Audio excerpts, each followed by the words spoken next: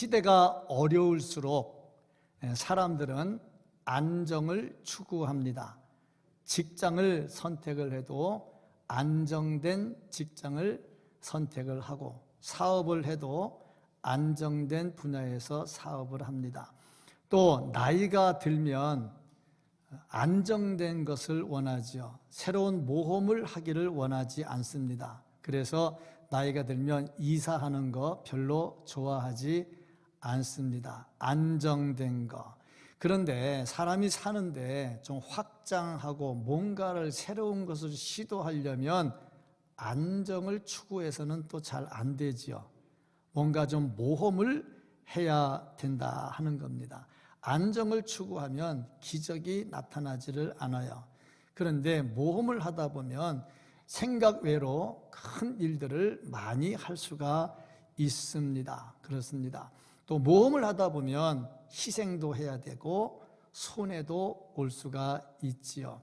어쨌든 간에 믿음의 역사는 모험을 통해서 나타납니다. 아브라함이 갈대아 우르를 떠나서 가나안 땅으로 가라는 하나님의 말씀을 들었을 때에 본토, 친척, 아비 집을 떠났다. 그때 갈대아 우르는 문명의 도시로 아주 최고의 도시였지요. 그런데 거기를 떠나서 미지의 세계로 간다. 이건 모험이지요. 그런데 순종했고 그래서 대역사가 일어났지요. 모세도 이스라엘 백성들을 애굽에서 인도해서 가나안 땅으로 데리고 갔습니다. 그것도 큰 모험이지요. 200만이 넘는 사람들을 이끌고 광야로 들어간다.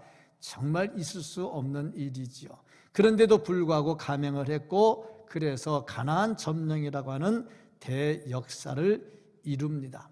오늘 본문 말씀에 이삭이 나오는데 이삭도 역시 이사를 통해서 모험을 하지요. 이로 인해서 하나님께서 큰 복을 주십니다. 하나님께서 이삭이 살고 있는 그때에 흉년이 임하니까 이삭이 이사를 가려고 했어요.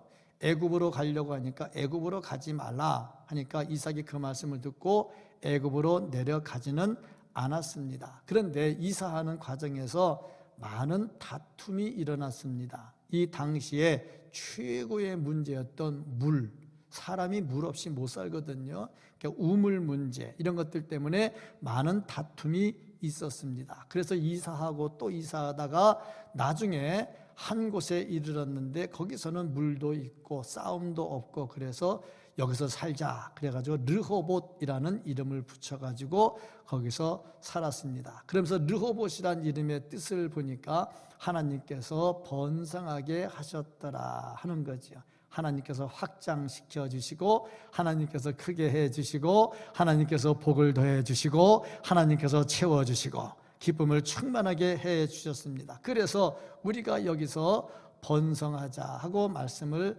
기록을 했습니다. 요한복음 10장 10절 말씀을 보면 도둑이 오는 것은 도둑질하고 죽이고 멸망시키려는 것뿐이요 내가 온 것은 양으로 생명을 얻게 하고 더 풍성히 얻게 하려는 것이라. 하나님의 뜻은 당신의 백성들이 풍성하게 받아 누리고 행복하게 살기를 원하는 것입니다. 고린도후서 8장 9절 말씀도 역시 마찬가지입니다. 우리 주 예수 그리스도의 은혜를 너희가 알거니와 부요하신 이로서 너희를 위하여 가난하게 되심은 그의 가난함으로 말미암아 너희를 부요하게 하려 하심이라. 우리가 주님 안에서 부요하게 살고 안정되게 살고 확장하고 은혜 가운데 살기를 원하고 계십니다. 하나님께서는 우리를 확장시켜 주시고 또 채워주기를 원하십니다. 이런 복이 우리에게 임하기를 주님의 이름으로 축복합니다. 자, 그러면 하나님께서 이삭을 통해서 우리에게 주시고자 하시는 말씀이 무엇일까? 오늘 이 말씀을 통해서 볼 수 있는 것은 하나님께서는 이삭에게 확장하는 복을 주셨다 하는 겁니다. 29절 말씀을 보면 너는 여호와께 복을 받은 자니라. 복은 누가 주느냐? 하나님께서 주십니다. 하나님께서 복을 주는데 너는 복을 받은 자라. 무슨 복을 받았느냐? 자녀가 출산돼서 점차적으로 번성하는 복이 있었습니다. 또 복을 많이 받아서 다른 사람들이 너를 통해서 또 복을 받게 해주시겠다 하고 말씀을 했습니다. 12절 말씀을 보면 이삭이 그 땅에서 농사하여 그 해에 100배나 얻었고 여호와께서 복을 주심으로 100배를 얻었다.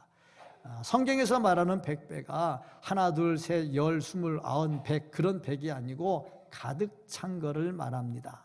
가득 채워 주었다는 거죠. 13절, 14절 말씀을 보면 그 사람이 창대하고 왕성하여 마침내 거부가 되어 양과 소가 떼를 지르고 종이 심히 많음으로 블레셋 사람이 그를 시기하여 얼마나 많이 받았는지 그 동네 사람들이 배 아플 정도로 받았어요. 그런데 그 동네 사람들이 다 잘 될 때 이삭이 잘 됐으면 그래도 동네 사람이 배는 안 아팠을 거야. 근데 그 동네 사람들은 다 안 되는데 이삭만 잘 돼. 그러니까 배가 아팠죠.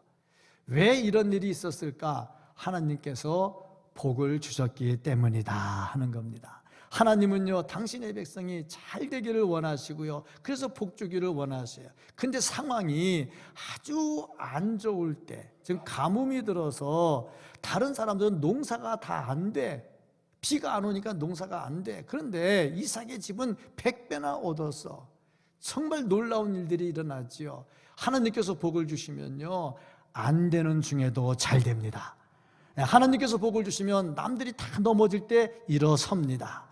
제가 통영에 몇 년을 살았었는데요, 통영에 태풍이 자주 지나가요. 태풍이 지나가면 간판도 떨어지고 뭐 또 무너지고 별로 안 좋아요.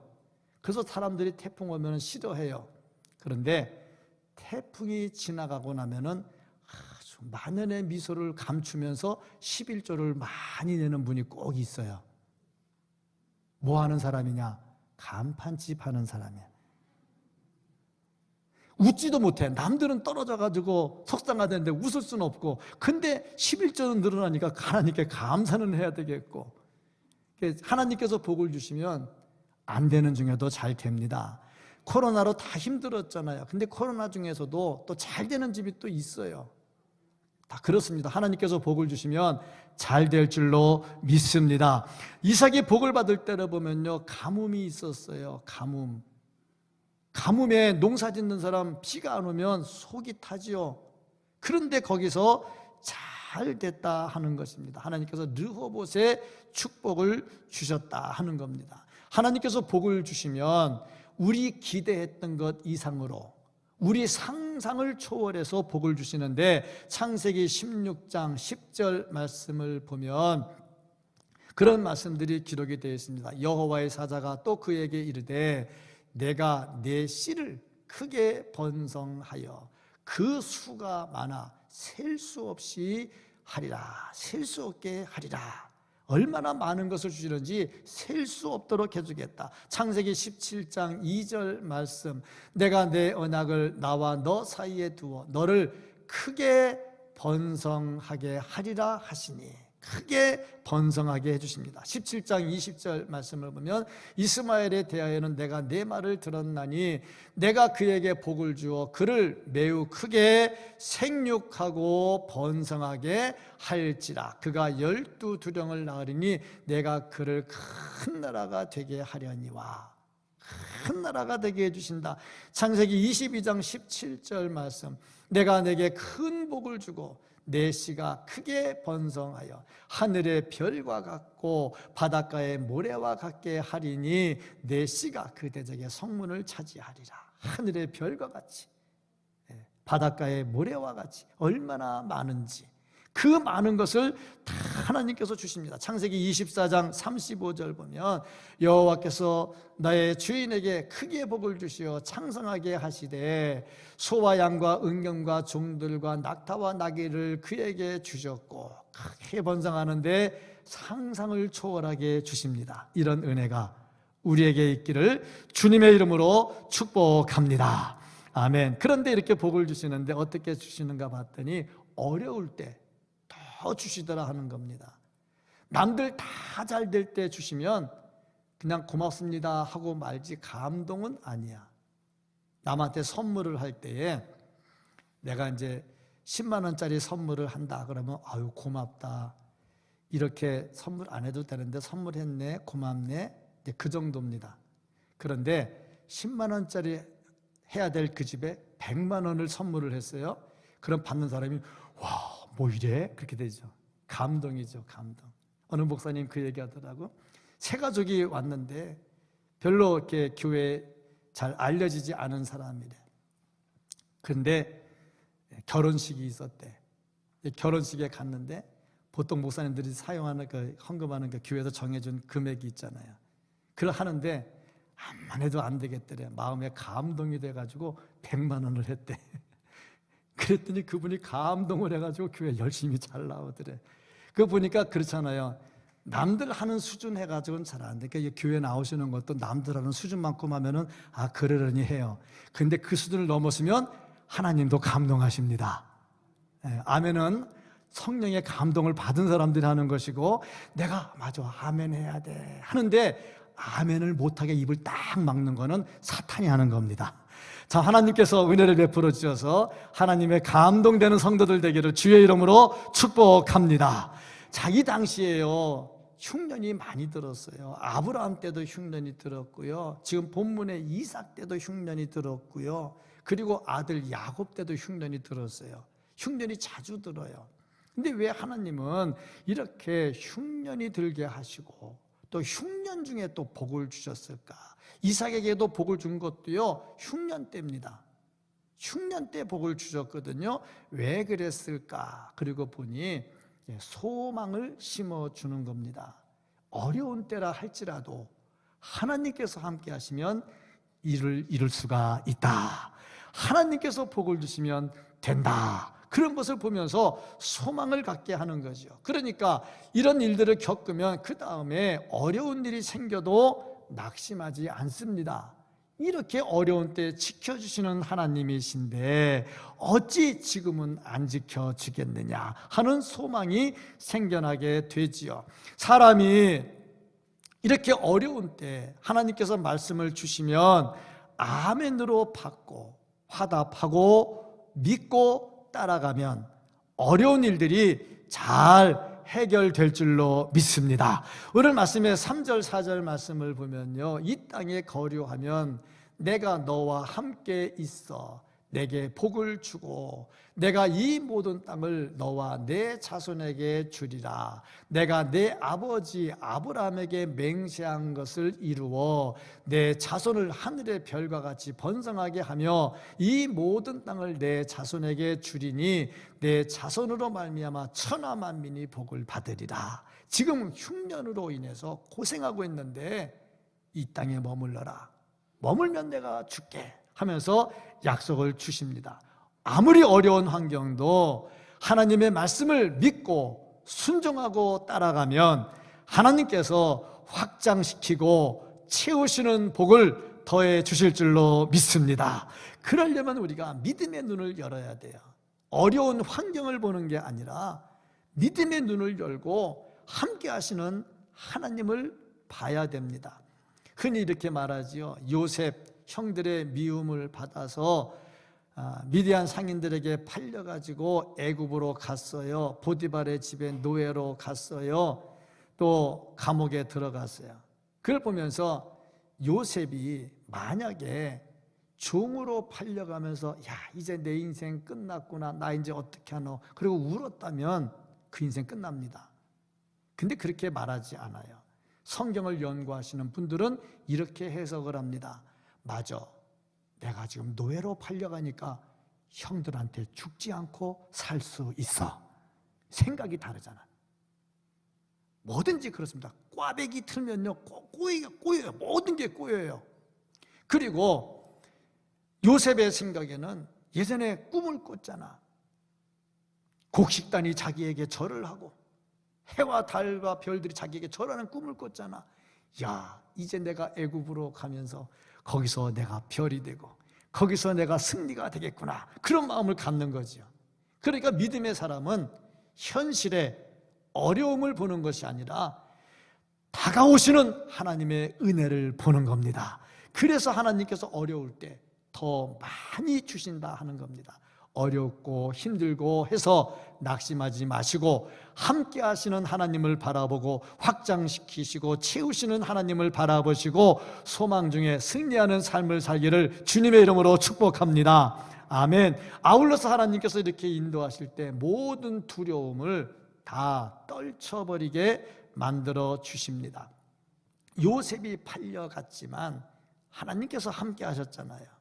그러니까 소망이 생겨났지요. 다니엘의 세 친구 풀무불 속에 던져졌습니다. 얼마나 뜨거운지 평상시보다 7배나 더 뜨겁게 했다 그랬어요. 얼마나 불이 뜨거운지 그 세 친구를 불 속에 집어 던지던 사람들이 불에 타 죽었어요. 너무 뜨거워서. 그런데 세 친구 안 죽었잖아요. 다니엘이 사자굴 속에 던져졌습니다. 하나님께서 그를 보호해 주셨잖아요. 살아났잖아요. 그러니까 하나님께서 함께 하시면 어떤 환경에서든지 두려워하지 않게 됩니다. 그래서 힘을 얻을 수가 있죠. 오늘 말씀의 2절 말씀도 보면은 여호와께서 이삭에게 나타나 이르시되 애굽으로 내려가지 말고 내가 내게 지시하는 땅에 거주하라. 하나님의 말씀이 딱 오잖아. 그러니까 두려워할 필요 없다는 얘기입니다. 무슨 일이 있어도 두려워하지 말라 하는 겁니다. 하나님은요, 당신의 택한 백성을 고아처럼 내버려 두지를 않으시고 반드시 보호하시고 반드시 인도해 주시고 해결해 주십니다. 24절 말씀을 보면은 그 밤에 여호와께서 그에게 나타나 이르시되, 보통 밤 하면 외롭고 쓸쓸하고 앞이 보이지 않고 답답한 것을 상징하잖아요. 그때 일어나서 여호와께서 나타나셔서 하시는 말씀, 나는 내 아버지 아브라함의 하나님이니 두려워하지 말라. 두려워하지 말라는 겁니다. 내 종 아브라함을 위하여 내가 너와 함께 있어 내게 복을 주어 내 자손이 번성하게 하리라. 할렐루야. 그렇습니다. 그러니 하나님이 함께 하시니 모든 두려움을 다 떨쳐버릴 수 있죠. 살면서 걱정되고 낙심되고 그러면 또 이제 우울증 찾아오잖아요. 그러지 말고 함께 하시는 하나님, 은혜 베풀어 주시는 하나님, 나를 지켜주시는 하나님, 그 하나님과 함께하면서 두려움을 다 떨쳐버리고 은혜의 자리에서 승리할 수 있기를 주님의 이름으로 축복합니다. 아멘. 자, 그리고 보니까 하나님께서 이삭에게 복을 주셨어요. 복을 주셨는데 이삭이 가만히 있었느냐 하는 겁니다.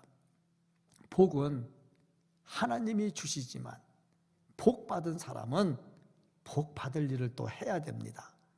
그러면 이삭이 무슨 일을 했을까? 오늘 말씀을 보니까 우물을 팠다. 우물, 물을 팝니다.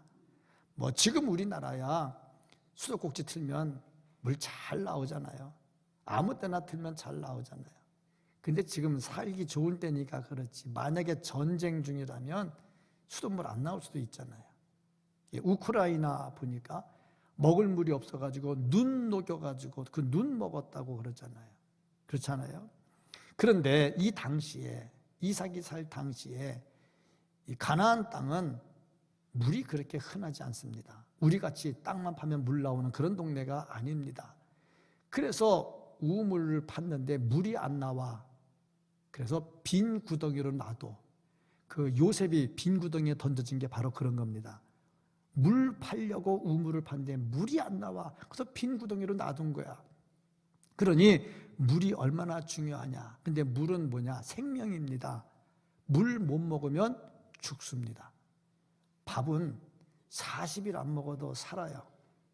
근데 물은 안 먹으면 창자가 뒤틀려가지고 죽어요. 물이 생명입니다. 그러니까 이들은 물 전쟁이 굉장히 심합니다. 그래서 이들이 물을 파는데 이삭도 우물을 팠어요. 19절 말씀 보면 이삭의 종들이 골짜기를 파서 생근원을 얻었더니, 그 나름대로 하나님이 그냥 물 안 주잖아요. 우물을 파야 돼. 물을 주시는 분은 하나님이시지만 우물은 내가 파야 돼. 내가 파야 됩니다. 신앙도 그렇습니다. 은혜는 하나님이 주셔. 그런데 은혜 받을 일은 내가 해야 돼. 그래야 되는 겁니다. 그래서 우리가 은혜 받고 영원히 목마르지 않는 물을 먹어야 돼. 요한복음 4장 13절 14절 예수께서 대답하여 이르시되 이 물을 마시는 자마다 다시 목마르려니와 내가 주는 물을 마시는 자는 영원히 목마르지 아니하리니 내가 주는 물은 그 속에서 영생하도록 솟아나는 샘물이 되리라. 주님이 주시는 이 샘물을 먹어야 영원히 살 수 있다 하는 것입니다. 이삭은요, 자기 아버지 아브라함이 팠던 우물을 다시 팠어요. 이 말은 무슨 말이냐? 우물을 메웠지만, 다른 사람들이 와서 못 먹게 메웠지만 그 밑에 물은 계속 흐르고 있었다는 얘기죠. 자, 우리가 정말 하나님의 은혜를 받으면 세상에 여러 가지 어려운 곳으로 덮여가지고 안 보이는 것 같아도 밑에는 하나님의 생명의 말씀이 흐르고 있습니다. 참 이 사람들이 정말 하나님의 은혜를 입은 사람들이죠. 영원히 목마르지 않습니다. 그렇습니다. 오늘 말씀의 18절 말씀을 보면 그 아버지 아브라함 때 팠던 우물들을 다시 팠으니 이는 아브라함의 죽은 후에 블레셋 사람이 그 우물들을 메웠습니다. 이삭이 그 우물들의 이름을 그의 아버지가 부르던 이름으로 불렀더라. 사람들이 메꿔버린 거야. 하나님의 사람이 잘 되는 꼴을 못 봐. 그래서 메꿔버렸어. 그런데도 하나님이 주시는 물은 계속 흐르고 있어.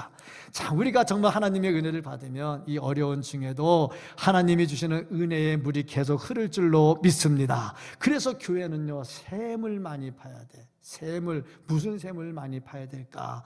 기도의 샘을 파야 됩니다. 교회는요, 기도에서 생수가 솟아나도록 계속 기도의 샘을 파야 됩니다. 우리 믿음의 조상들은요, 기도를 열심히 했습니다. 특별히 새벽 기도를 열심히 했습니다. 선교사들이, 그리고 교회 부흥을 연구하는 학자들이 우리나라 교회의 부흥, 폭발적 부흥의 비결을 찾아냈는데, 뭐 답은 하나님의 은혜지요. 뭐 하나님의 은혜 말고 뭐 있겠어요. 그런데 우리가 하는 걸 보고서 찾아낸 게 뭐냐면 새벽 예배로 본 겁니다. 새벽 예배. 어느 나라에도 없는 새벽 예배. 선교사들이요, 우리나라 선교사들이 외국 나가잖아요. 그럼 새벽 예배 안 합니다. 그런데 새벽 예배하는 선교사들은 반드시 부흥합니다. 기도의 샘을 파야 되잖아. 기도의 샘을 파야 돼요. 아멘 하려고 보니까 내일부터 새벽 예배 나오는 게 겁나가지고 아멘이 안 되십니까? 마귀가 그럴 거야. 그래, 너 아멘 하면 내일 새벽 예배 나오더니 아멘 하지 말고 입 꽉 다물고 있어. 오늘 토해내십시오. 정말 기도해야 됩니다. 기도의 샘을 파야 하나님께서 복을 주실 것이 아닙니까?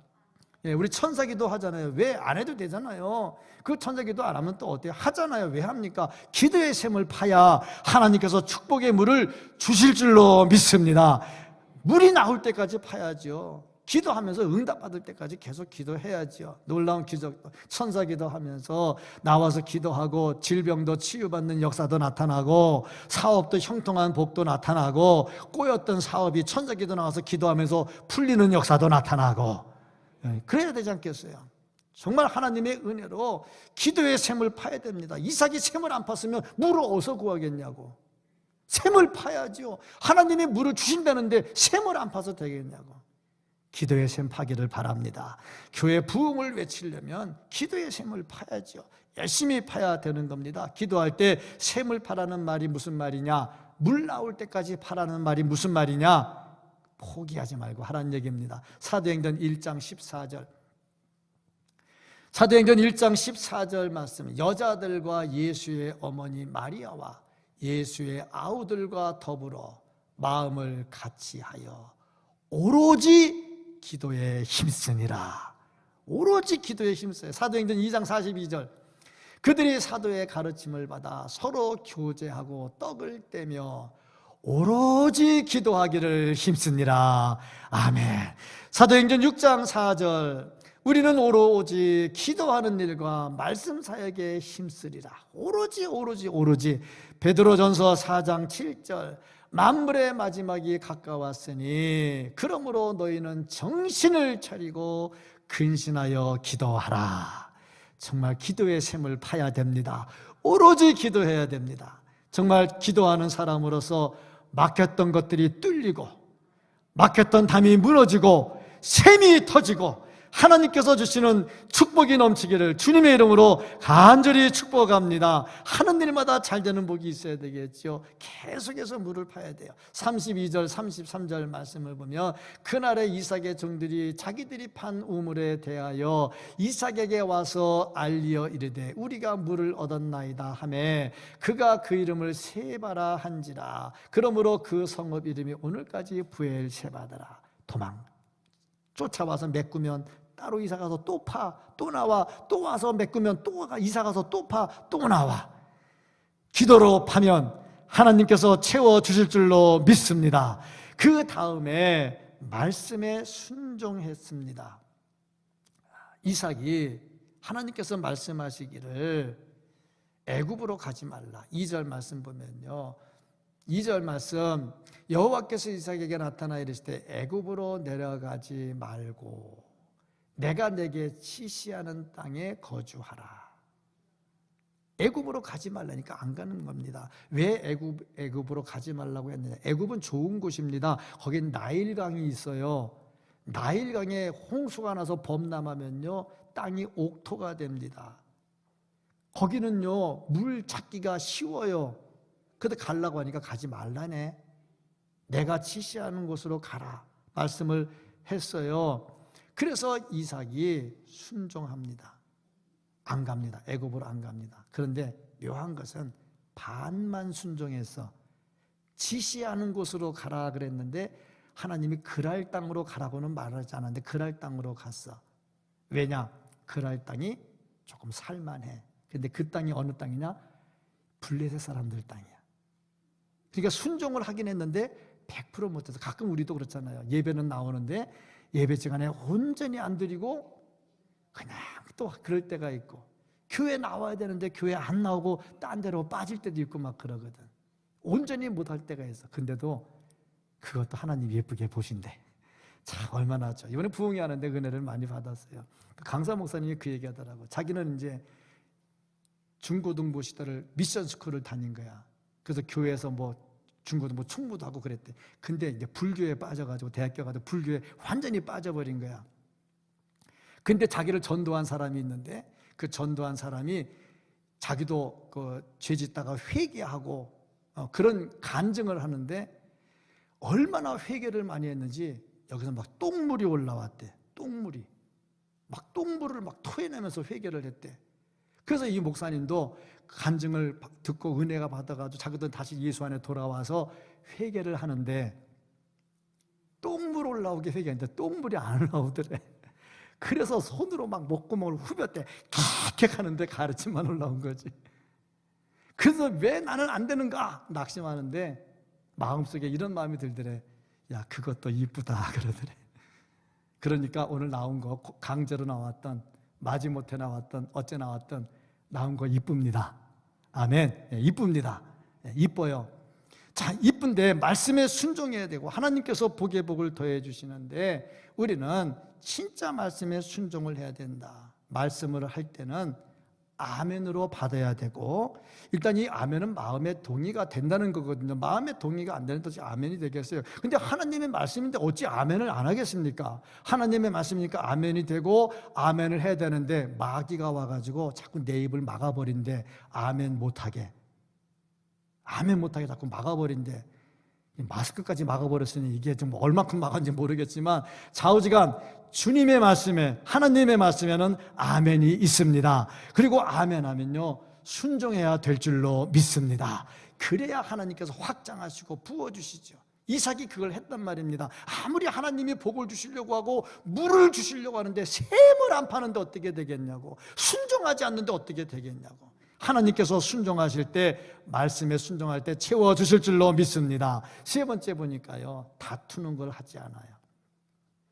평화의 사람으로 살았습니다. 20절 21절 그랄 목자들이 이삭의 목자와 다투어 이르되 이 물은 우리의 것이라 하매. 그게 왜 지네 겁니까? 아브라함이 팠고 이삭이 팠으면 이삭 거지 왜 이렇게 지낼 겁니까? 달라는 거예요. 이삭이 그 다툼으로 말미암아 그 우물 이름을 에색이라 하였으며 또 다른 우물을 팠더니, 이 말은 무슨 말이에요? 그거 주고 왔다는 거 아니에요? 싸움하기 싫어서 줬는데 그냥 너 가져라 줬다는 거죠. 그들이 또 다툼으로 그 이름을 신나라 하였으며, 또 싸웠네. 그래서 싸움하기 싫어가지고 또 갑니다. 그래서 그 다음에 22절 말씀을 보면 이삭이 거기서 옮겨 다른 우물을 팠더니, 싸움 안 하려고 다 주는 겁니다.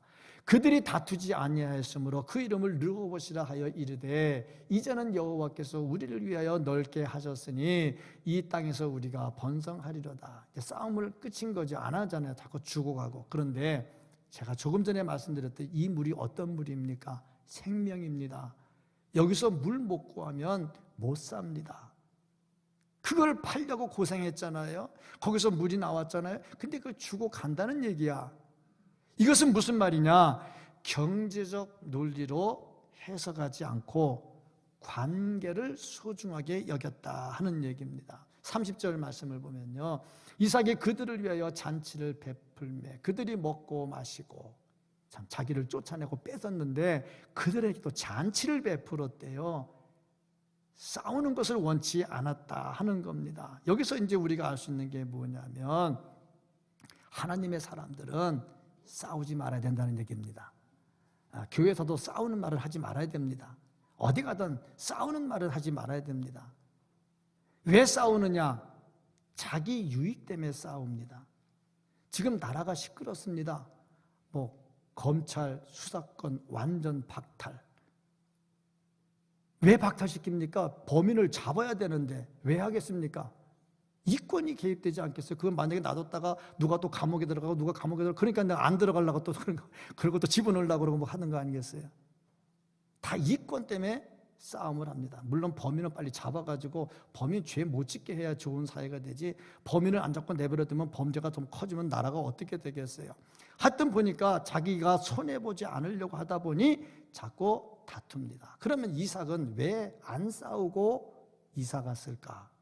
지 건데 왜 양보했을까? 보니 이삭은 아는 거예요. 우물 파면 물 주시는 분이 누구? 하나님. 그러니까 또 파면 나온다는 거죠. 그런 거 아니겠어요? 하나님의 절대 주권을 따라가는 거죠. 그렇습니다. 하나님의 사람은 불평이나 원망이나 다투는 거 하지 않습니다. 성령은 하나 되게 하는 사역을 하시고, 사탄은 자꾸 싸움시켜서 갈라지게 만듭니다. 네가 맞아, 네가 옳아, 그래 네 뜻이 맞아, 그렇게 해야 돼. 그러다 보면 싸움이 되는 거죠.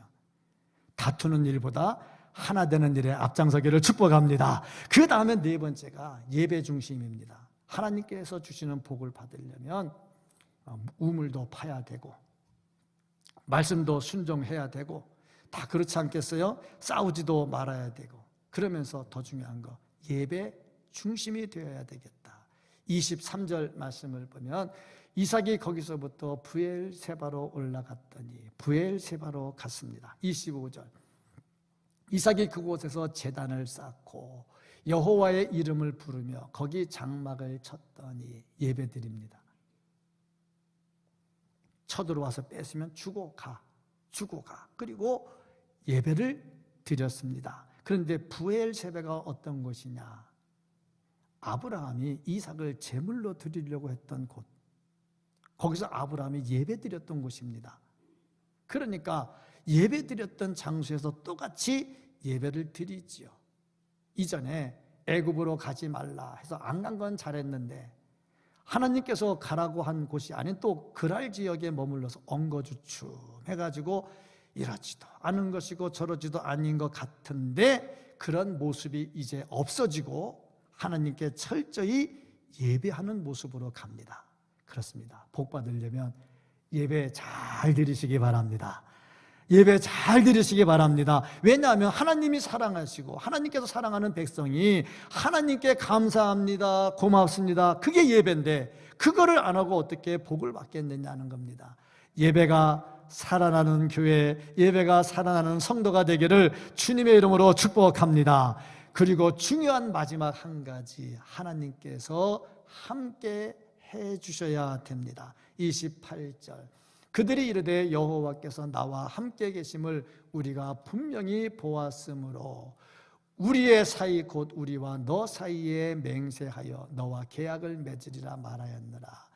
지금 이삭을 쫓아냈던 블레셋 사람 아비멜렉이 이삭을 찾아옵니다. 우리 화평하게 잘 지내자. 이유가 뭐냐? 내가 보니까 너는 하나님이 함께하는 사람이야. 하나님 안 믿는 사람입니다.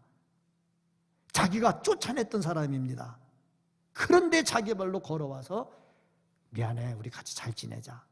왜냐하면 너 보니까 하나님이 함께하는 사람이야. 자, 하나님이 함께하는 사람 건들면 누구만 손해입니까? 건드는 사람 손해입니다. 하나님이 함께하는 사람 때리면 누구 손해입니까? 때린 사람만 손해입니다. 우리가 하나님과 함께 거하면 다른 사람이 우리 건드리면 그 사람만 손해입니다. 하나님과 함께하는 사람 건드리지도 말고 때리지도 말고 우리가 하나님과 함께하면서 정말 하나님의 은혜를 입고 살기를 축복합니다. 하나님께서 복을 주셨단 말이죠. 하나님께서 복을 주지 않으면 안 되죠. 왜 찾아왔느냐? 하나님께서 함께하는 걸 봤단 말이죠. 그러니까 우리가 정말 확장시키시고 채우시는 하나님을 제대로 믿고, 그래서 우리가 하나님 주시는 복을 받고 샘을 파면 샘이 나오고, 그래서 믿지 않는 사람들이 우리를 보고 나도 대동교회 가야 되겠다, 나도 예수를 믿어야 되겠다, 이런 은혜가 있기를 주님의 이름으로 축복합니다. 오늘 어린이 주일입니다. 대한민국의 교회들이 어린이 주일에 어린이 설교를 하고 애들에게 잘하라는 설교를 합니다. 저도 그런 설교 왜 할지 모르겠어요. 그런데 그 설교 중에 가장 좋은 설교가 오늘 설교 같아요. 왜냐? 샘 많이 파서 물 많이 나오게 해서 자식들에게 그 샘을 물려주는 겁니다. 기도의 샘을 파야 되고요, 말씀의 샘을 파야 되고요, 서로 화목하는 샘을 파야 되고요, 예배 중심의 샘을 파야 되고요, 하나님이 함께 하시는 샘을 파서 이것을 자녀들에게 물려준다면 이 땅에 집 한 채, 집 두 채 준 거 못지않게 그거보다 훨씬 좋은 선물이 될 것이고 복이 될 줄로 믿습니다. 하나님께서 확장시켜 주시고 하나님께서 채워주신다는 이 말씀 잘 파고 잘 받아서 다음 세대에 물려줄 수 있는 우리 모두가 될 수 있기를 예수님의 이름으로 축복합니다. 아멘. 기도하겠습니다.